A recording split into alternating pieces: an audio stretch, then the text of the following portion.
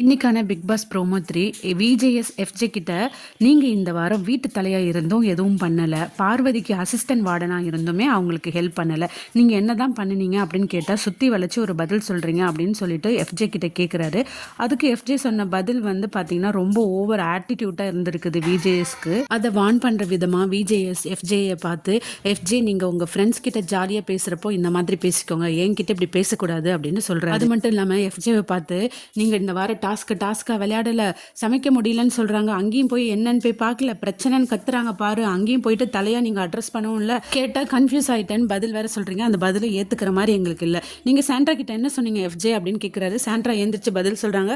Sir நான் FJ கேட்டேன், FJ சொல்றாரு இது ஒன்றும் சரியான அடி கிடையாது, இது சாதாரண அடி தான், நான் தான் பார்வை வேணுனே வேலை வாங்குறதுக்காக நான் கொஞ்சம் ஆக்ட் பண்ணினேன் அப்படின்னு அவர் எஃப்ஜே சொல்றாரு.